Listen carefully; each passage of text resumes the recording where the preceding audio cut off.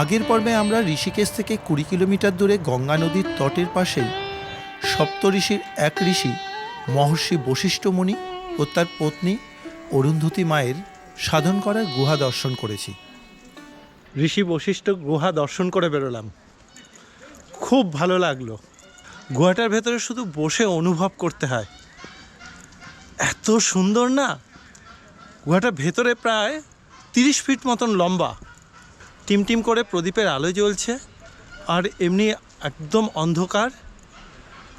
মেডিটেশনের জন্য দুর্দান্ত জায়গা। আর এখানে এসে সত্যি এত ভালো লাগছে, সত্যি এটা বোধহয় তপবন একটা।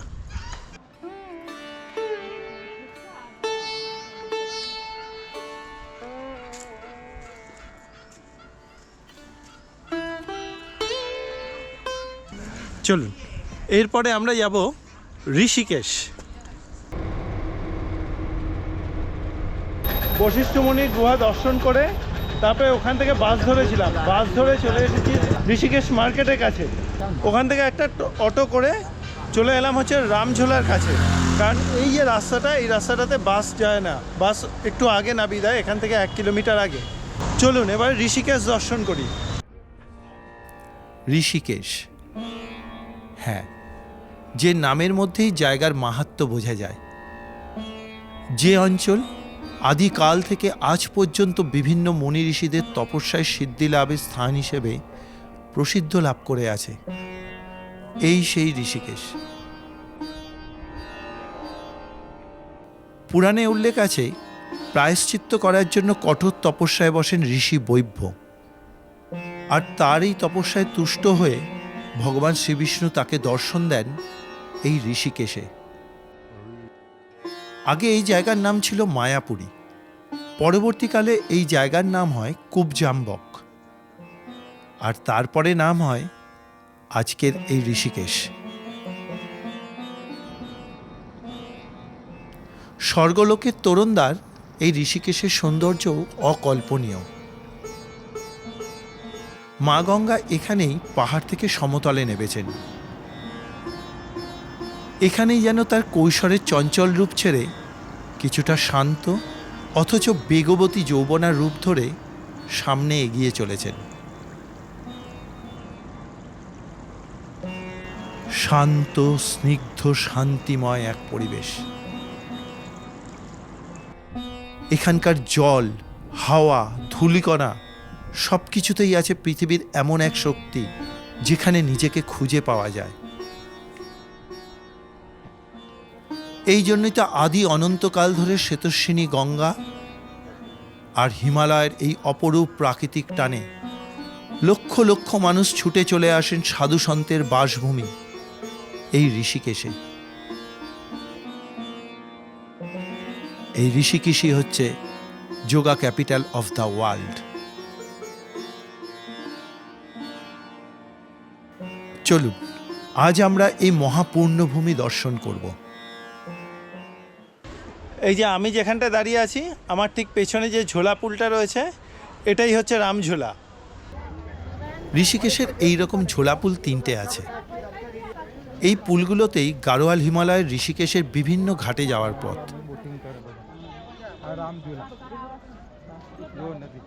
এবারে এসে দেখছি রামঝোলা ব্রিজের উপর দিয়ে কোনো গাড়ি ঘোড়া যেতে দিচ্ছে না। ঢোকার মুখেই বড় একটা ব্যারিকেড করে রেখে দিয়েছে, যেন গাড়ি ঘোড়া কোনো কিছু না ঢুকতে পারে। এখন তাই জন্য রামঝোলা ব্রিজটা অনেকটাই ফাঁকা ফাঁকা। মানে আগে যে পরিমাণে জ্যাম হতো, সেই জ্যামটা কিন্তু এখন হচ্ছে না। ঝোলা পুলের মাঝখানে দাঁড়িয়ে প্রকৃতিকে দেখতে বেশ ভালো লাগে।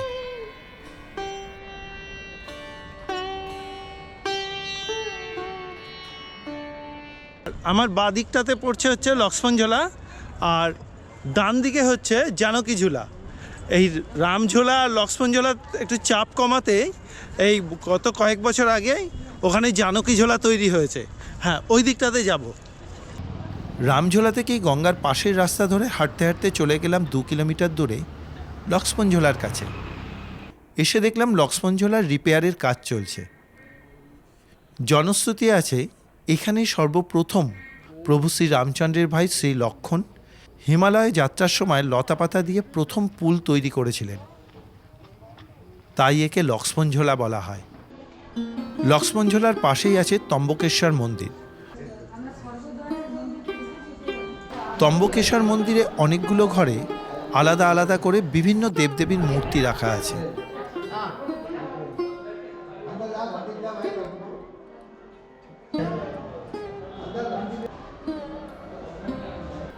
মন্দিরের করিডোর থেকে বাইরের প্রাকৃতিক সৌন্দর্য অকল্পনীয় সুন্দর।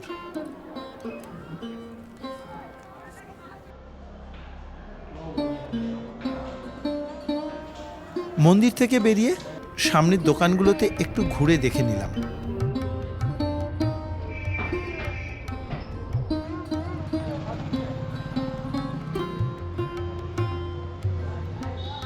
আবারও গঙ্গার পাড় ধরে হাঁটা লাগালাম রামঝোলার দিকে। হেঁটে চলার এই রাস্তাটা খুবই সুন্দর, হাঁটতে বেশ ভালোই লাগছিল। লক্ষ্মণঝোলা থেকে রামঝোলা হেঁটে আসতে আমার সময় লেগেছে 20 মিনিট। লক্ষ্মণঝোলা থেকে রামঝোলা পর্যন্ত শেয়ার গাড়িও পাওয়া যায়, মাথাপিছু 20 টাকা ভাড়া, কিন্তু বেশ কিছুক্ষণ অপেক্ষা করতে হয়। এই রামঝোলা পেরিয়ে চলে এলাম। এই যে মন্দিরটা দেখা যাচ্ছে, এই মন্দিরটা হচ্ছে রামেশ্বর মন্দির।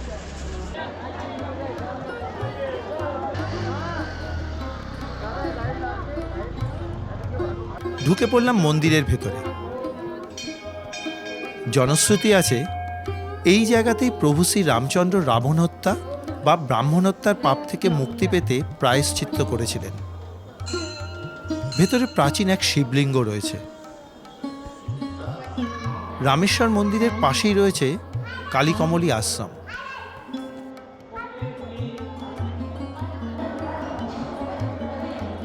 কালীকমলী আশ্রমের ডান দিক দিয়ে কিছুটা হেঁটে গেলেই পড়বে বিখ্যাত গীতা ভবন।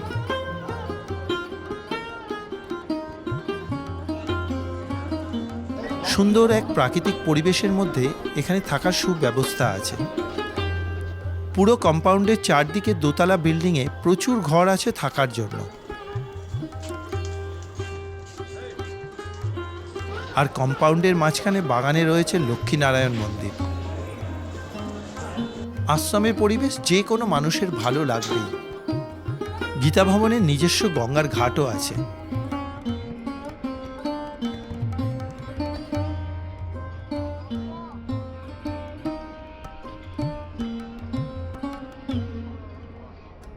এরপরে গঙ্গার পাড় ধরে একটু হেঁটেই চলে এলাম পৃথিবী বিখ্যাত সেই পরমাত্ম নিকেতন আশ্রম দেখতে। হেঁটে ঢুকে পড়লাম আশ্রম কম্পাউন্ডে। অপূর্ব সুন্দর এক পরিবেশ। দূরে ওই উঁচু পাহাড়ের পাদদেশে সুন্দর সাজানো গোছানো এক আশ্রম।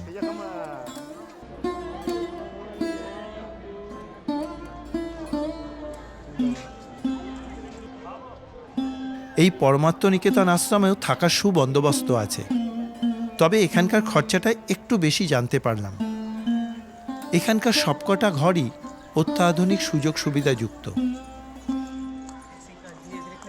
আমি আশ্রমটা খুব ভালো করে ঘুরে দেখে নিলাম। এই পরমাত্ম নিকেতন আশ্রমের নিজস্ব ঘাটে খুব সুন্দর একটা গঙ্গা আরতি অনুষ্ঠান হয়। হাজার হাজার মানুষ সেই গঙ্গা আরতি অনুষ্ঠানে অংশগ্রহণ করেন। সেই নিয়ে আমি আগে একটা ভিডিও বানিয়েছি, দেখে নিতে পারেন। ডেসক্রিপশন বক্সে লিঙ্ক দেওয়া রইল। এবারে পরমাত্ম নিকেতন আশ্রম থেকে বেরিয়ে চলে এলাম জানকী ঝুলা দেখব বলে। ঢুকে পড়লাম জানকী ঝুলার রাস্তায়। 3 লেন বিশিষ্ট এই আধুনিক জানকী ঝুলা, মাঝের রাস্তাটা হলো পায়ে চলা পথ আর দুপাশে বাইক চলার পথ। এই জানকী ঝুলা দেখে ওখান থেকে একটা অটো করে 3 কিলোমিটার দূরে চলে এলাম। এবারে এসে পৌঁছলাম হচ্ছে ত্রিবেণী ঘাটে। ঋষিকেশের খুব বিখ্যাত একটা জায়গা হচ্ছে এই ত্রিবেণী ঘাট। ঢুকে পড়লাম প্রবেশদ্বার দিয়ে।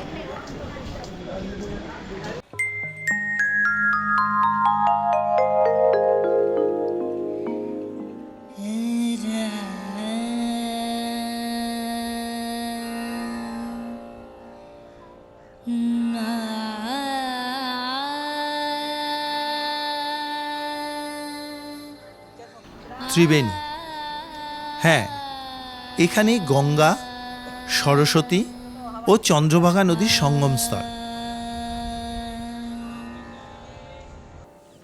তাই ঋষিকেশের এই জায়গার নাম মায়াকুণ্ড।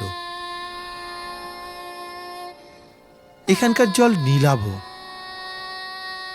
এখানকার নৈসর্গিক শোভা অত্যন্ত মনোরম। শান্ত এক পরিবেশ। হরিদ্বারমুখী গঙ্গা কিন্তু এখান থেকেই বাঁক নিয়েছে। এ এক মহাপূর্ণভূমি। এই পূর্ণভূমিতেই সমগ্র বিশ্ব থেকে হাজার হাজার মানুষ ছুটে চলে আসেন একটু পুণ্য লাভের আশায়। এই ত্রিবেণী ঘাটেই ডুব দিয়ে স্নান করে তাদের শরীর ও মনকে শুদ্ধ করে নিতে। এই ত্রিবেণী ঘাট হিন্দু ধর্মের বিভিন্ন আচার অনুষ্ঠানের জন্যও বিখ্যাত। এই হচ্ছে সেই বিখ্যাত ত্রিবেণী সঙ্গম ঘাট। এখানেই কিন্তু সন্ধেবেলা সেই ভারত বিখ্যাত আরতি অনুষ্ঠানটা হয়। তবে আজকে সন্ধেবেলা কিন্তু এখানে আরতি দর্শন করব, সেরকমই মনের ইচ্ছা আছে। সবই বাবা ভোলেনাথের কৃপা। প্রকৃতির সৌন্দর্যে ভরা এই ত্রিবেণী ঘাটে আপনি নৌকো করে একটু বেরিয়েও নিতে পারেন।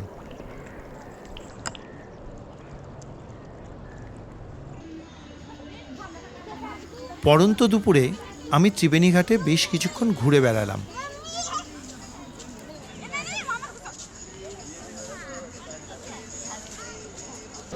ত্রিবেণী ঘাটের ঠিক ডান দিকে রয়েছে ঋষিকুণ্ড।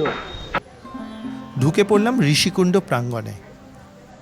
পৌরাণিক কথা অনুসারে বহু বছর আগে সপ্তঋষির এক ঋষি জামদগ্নি এইখানে তপস্যা করেছিলেন এবং তার যজ্ঞকুণ্ডে মা যমুনা ও সরস্বতী দর্শন দিয়েছিলেন। এই কুণ্ডে তখন থেকেই মা যমুনা ও সরস্বতীর জল আজও রয়েছে। মনে করা হয় এখান থেকেই মাটির নিচ দিয়ে যমুনা ও সরস্বতীর জল গঙ্গাতে মিশে গেছে।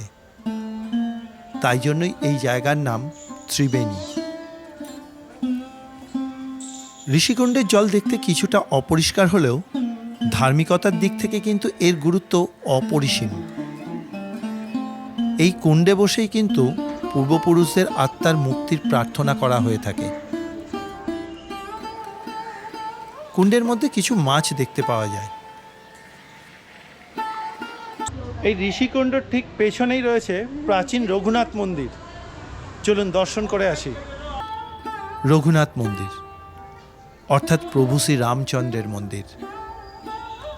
জনশ্রুতি আছে প্রভু শ্রী রামচন্দ্র রাবণ হত্যা বা ব্রাহ্মণ হত্যার পাপ থেকে মুক্তি পেতে এই জায়গাতেই সর্বপ্রথম সাধনা করতে বসেন এবং বেশ কিছু বছর এখানে সাধনা করার পর পরবর্তীকালে দেবপ্রয়াগের সাধনা করেছিলেন। প্রভু শ্রী রামচন্দ্রের তপস্যাস্থল হওয়ায় এই জায়গার মাহাত্ম্য বহু গুণ বেড়ে গেছে। মন্দিরের গর্ভগৃহে প্রভু শ্রী রাম ও সীতামাতার মূর্তি আছে।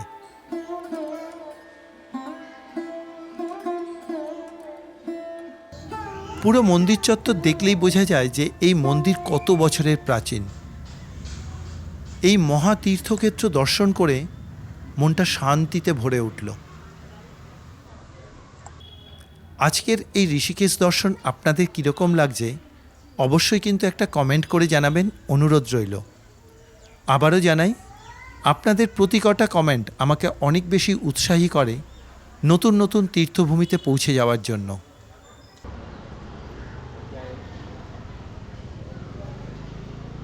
ত্রিবেণী ঘাট থেকে আরেকটু সামনের দিকে এগিয়ে হচ্ছে প্রাচীন ভরত মন্দির। স্থানীয় মানুষজন বলল এই ভরত মন্দির ত্রিবেণী ঘাট থেকে হেঁটে মিনিট 10 মতো লাগবে। চলুন আমরা সেটা দর্শন করে আসি। বাজারের মধ্যে দিয়ে হাঁটতে হাঁটতে কিছুক্ষণের মধ্যেই পৌঁছে গেলাম ভরত মন্দিরের অতি প্রাচীন এক প্রবেশদ্বারের সামনে। মিনিট 5 হেঁটেই চলে এলাম ভরত মন্দিরে।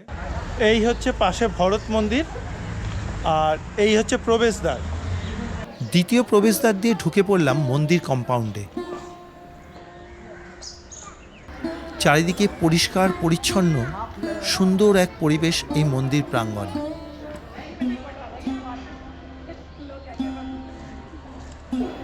মন্দিরের নাম শুনে প্রথমেই ভেবেছিলাম প্রভু শ্রী রামচন্দ্রের ভাই শ্রী ভরতের এই মন্দির, কিন্তু এখানে এসে জানতে পারলাম ঋষিকেশের প্রধান মাহাত্ম্য।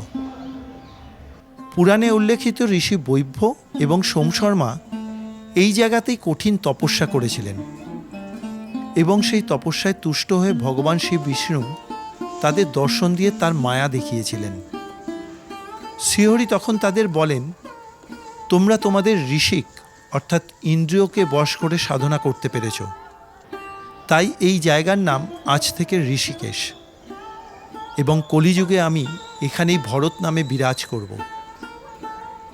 এই জন্যই ঋষিকেশে ভরতজি মহারাজ প্রভু শ্রী রামের ভাই শ্রী ভরতের থেকে একদমই আলাদা। জগতের পালনকর্তা শঙ্খ চক্র গদা পদ্ম ধারণ করা স্বয়ং বিষ্ণুদেবী হলেন এই ভরতজি মহারাজ। মন্দিরের বাইরের দেয়ালগুলো দেখলে বোঝা যাবে এই মন্দির কত বছরের প্রাচীন।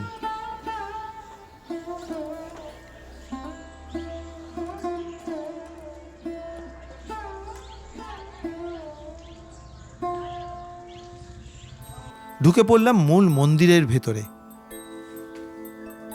ঢুকেই বোঝা যাবে সুপ্রাচীন এই মন্দিরের আধ্যাত্মিক অনুভূতি।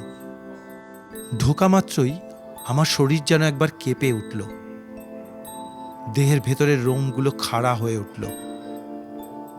ভয় পেয়ে নিজের অজান্তেই শ্রীহরিকে বলে উঠলাম, হে ঠাকুর, এ কি হচ্ছে আমার সঙ্গে? কিছুক্ষণ পরে সব শান্ত। কিছুক্ষণ স্থির হয়ে দাঁড়িয়ে রইলাম। মন্দিরের গর্ভগৃহে শ্রীযন্ত্রম স্থাপিত রয়েছে। গর্ভগৃহে 5 ফুট লম্বা একই শালগ্রাম শিলার থেকে তৈরি করা 4 হাতের শ্রী বিষ্ণু মূর্তি রয়েছে। তিরুপতি এবং বদ্রীনাথের মতন এখানের মূর্তিও একই শালগ্রাম শিলা থেকে তৈরি হয়েছে। মনে করা হয় 8ম শতাব্দী নাগাদ আদিগুরু শঙ্করাচার্য বসন্ত পঞ্চমীর দিন ভরতজির মূর্তিকে মায়াকুণ্ডুর থেকে উদ্ধার করে এখানে পুনরায় স্থাপন করেছিলেন। महत्व इसका ये है, ये मंदिर है सतयुग का। तो सतयुग में जो है ये नारायण भगवान के नाम से था, फिर उसके बाद द्वापर में वामन के रूप में, त्रेता में बराह के रूप में, और कलयुग में है भरत के नाम से, क्योंकि ये भगवान विष्णु का वरदान था कि जैसे ही कलयुग शुरू होगा भरत नाम से ही जाना जाऊँगा। और त्रेता युग में जो है राम के भाई भरत जी यहाँ पूजा करने आए थे त्रेता युग में, तो इसलिए अब कलयुग में जो है सीधे भरत नाम से ही जाना जाता है। यही इसका मेन महत्व है। বৈশাখ মাসের অক্ষয় তৃতীয়াকে সত্যযুগের সূচনা বলে মনে করা হয়, আর মনে করা হয় এই তিথিতেই এই মন্দির স্থাপন করা হয়েছিল। আজকের এই ঋষিকেশ দর্শন আপনাদের কীরকম লাগছে অবশ্যই কিন্তু একটা কমেন্ট করে জানাবেন। আপনাদের কাছে প্রার্থনা রইল। আমি মন্দির দর্শন করে বেরিয়ে পড়লাম। ভরত মন্দির দর্শন হলো, এবারে যাব হচ্ছে চন্দ্রেশ্বর মহাদেব মন্দির দর্শন করতে। চলুন। ভরত মন্দিরের পুরোহিত মশাই বলে দিলেন এখান থেকে হেঁটে খুব বেশি হলে 10 মিনিট লাগবে। এই এসে পৌঁছে গেছি চন্দ্রেশ্বর মহাদেব মন্দিরে। চলুন ভেতরটা দর্শন করে আসি।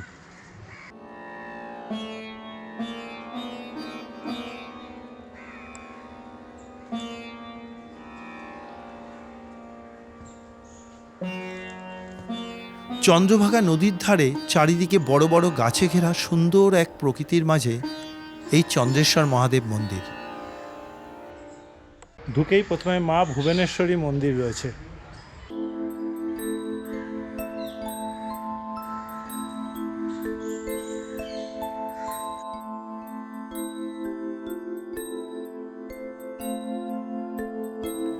ঢুকে পড়লাম মূল মন্দিরে। এই চন্দ্রেশ্বর মহাদেব মন্দির এক সিদ্ধপীঠ। পৌরাণিক কথা অনুসারে অভিশাপ থেকে মুক্তি পেতে চন্দ্রমা এই জায়গাতেই 10,000 বছর ধরে মহাদেবের তপস্যা করেছিলেন এবং স্বয়ং মহাদেবকে তুষ্ট করে তার জটায় নিজের স্থান করে নিয়েছিলেন। এই সেই মহত্বপূর্ণ জায়গা। কিছু সিঁড়ি দিয়ে নিচের দিকে নেবে তবেই মহাদেবকে পুজো করা যায়। তবে আমরা এখন নিচের দিকে যেতে পারবো না, শুধু সকালবেলা পুজোর সময় নিচের দিকে যাওয়া যাবে। এখান থেকেই স্বয়ং ভোলানাথকে দর্শন করে মনকে তৃপ্ত করলাম। মন্দিরের দরজার সামনে কিছুক্ষণ ভোলানাথের দিকে তাকিয়ে বসে রইলাম। অপূর্ব তার রূপ, অদ্ভুত এক অনুভূতি পেলাম মনের ভেতরে।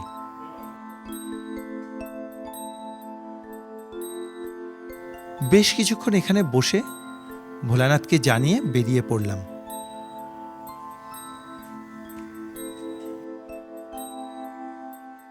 ये मंदिर बहुत सिद्ध पीठ मंदिर है, चंद्रेश्वर महादेव। यहाँ पे स्वामी विवेकानंद जी ने तपस्या की थी 1890 में, और चंद्रमा ने भी तपस्या की थी। चंद्रमा को श्राप था ना, अपना श्राप मुक्ति के लिए उन्होंने यहाँ पे भगवान शंकर की वो तपस्या की है, और ये मंदिर बहुत सिद्ध पीठ मंदिर है। চন্দ্রেশ্বর শিব মন্দির দর্শন করে সত্যিই খুব ভালো লাগলো। অপূর্ব এখানকার পরিবেশ, অপূর্ব এখানকার পজিটিভ এনার্জি, মনটা সত্যিই ভালো হয়ে গেল। চলুন, সন্ধে হয়ে আসছে, এবার যাব হচ্ছে ত্রিবেণী ঘাটে, ওখানকার আরতি দর্শন করব।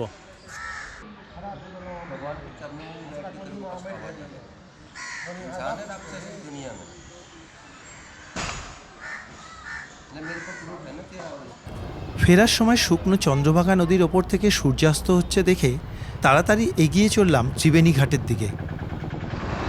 এই হচ্ছে চন্দ্রভাগা নদী, কি অবস্থা, একটুও জল নেই। মিনিট 10-এর মধ্যে পৌঁছে গেলাম ত্রিবেণী ঘাটে।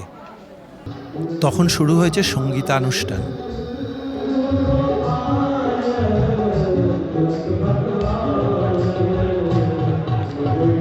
শত শত দর্শনার্থী তখন চলে এসেছেন আরতি অনুষ্ঠান দেখবেন বলে। অন্যদিকে বিভিন্ন পর্যটকেরা গঙ্গামাকে আরতি করে প্রদীপ ভাসাচ্ছেন।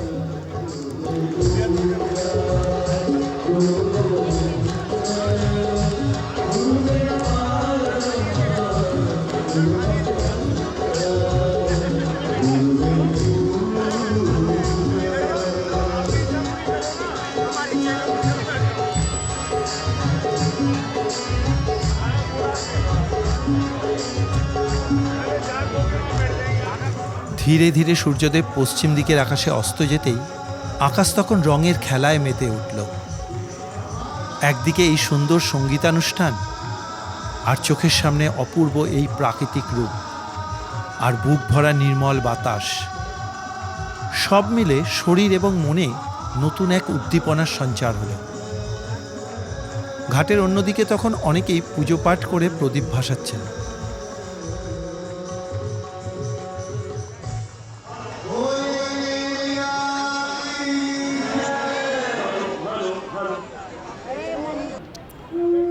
কিছুক্ষণ পরেই শঙ্খ বাজিয়ে শুরু হলো আরতি অনুষ্ঠান।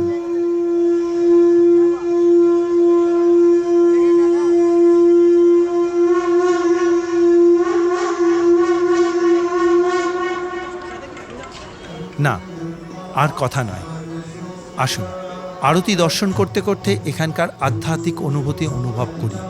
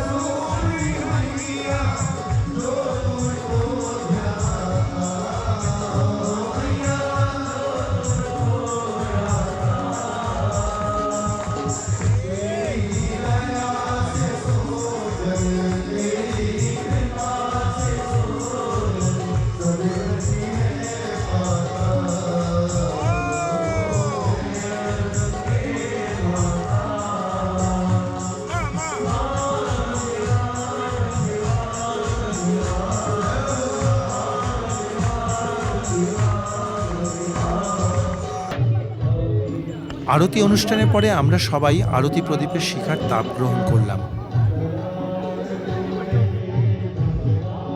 আমার জীবনে আজকের এই দিনটা এইরকম এক তীর্থভূমিতে কাটাতে পেরে ভগবানের কাছে কৃতজ্ঞ রইলাম।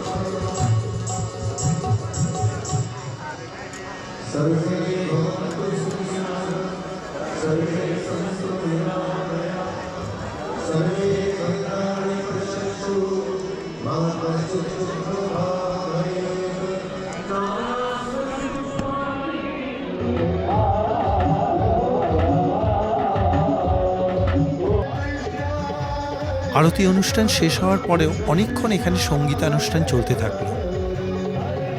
গানের তালে তালে শত শত ভক্ত তখন এখানকার আধ্যাত্মিক পরিবেশে, এখানকার আনন্দের জোয়ারে নিজেদের দেহ মনকে ভাসিয়ে দিয়েছেন।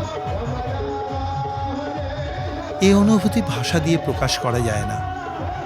শুধু এইটুকু বলতে পারি, এখানে আসলে তবেই এই অনুভূতি লাভ করা যাবে।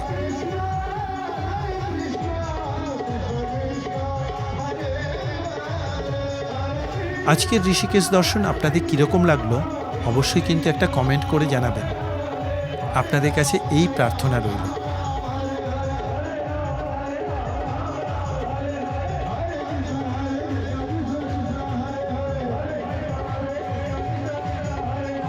এই সুন্দর পরিবেশকে সঙ্গে নিয়েই আজকের মতন শেষ করছি, কারণ এবারে আমাদেরকে যেতে হবে গুরু আশ্রমে, সেই হরিদ্বার। তাই জন্য সবাইকে শুভরাত্রি জানাচ্ছি। শুভরাত্রি।